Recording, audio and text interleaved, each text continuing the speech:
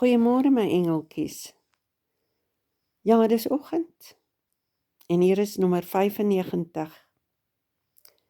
En dis die einde van die storie van Siddharta. Govinda saw the heads of animals, boars, crocodiles, elephants, oxen, birds. He saw Krishna and Agni. He saw all these forms and faces in 1,000 relationships to each other, all helping each other, loving, hating and destroying each other, and becoming newly born. Each one was mortal, a passionate, painful example of all that is transitory. And yet none of them died. They only changed, were always reborn, continually had a new face. Only time stood between one face and another. And all these forms and faces rested, flowed, reproduced, swam past, and merged into each other.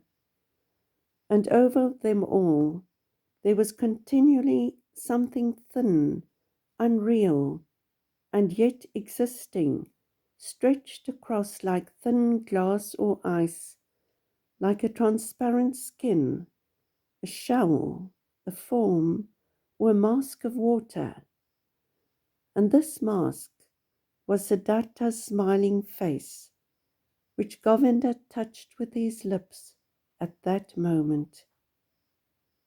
And Govinda saw that this mask-like smile, this smile of unity over the flowing forms, this smile of simultaneousness over the thousands of births and deaths, this smile of Siddharta was exactly the same as the calm, delicate, impenetrable, perhaps gracious, perhaps mocking, the wise thousand-fold smile of Gautama the Buddha, as he had perceived it with awe 100 times. It was in such a manner, Govinda knew, that the perfect one smiled. No longer knowing whether time existed, whether this uncovering had lasted a second or 100 years, whether there was a Siddharta or a Gautama, a self and others, wounded deeply by a divine arrow which gave him pleasure, deeply enchanted and exalted, Govinda stood yet a while bending over Siddharta's peaceful face, which he had just kissed.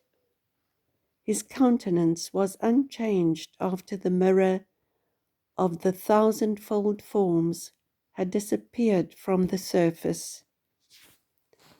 He smiled peacefully and gently, perhaps very mockingly, exactly as the illustrious one had smiled. Govinda bowed low. Uncontrollable tears trickled down his old face.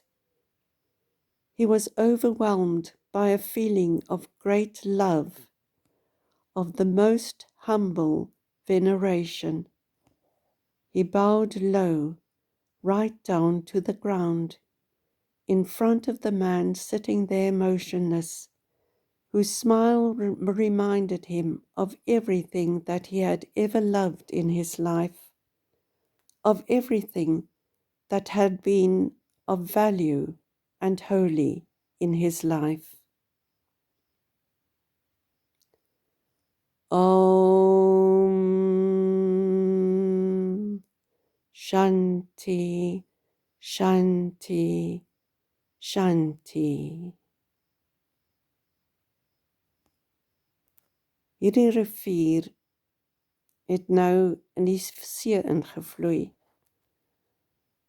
Hierdie rivier het nou vloei nou verby Tafelberg en nou vloei dit tussen die bome deur in Groenkloof. Ek het julle so lief, Shani en Shantikita. Julle moet mooi bly.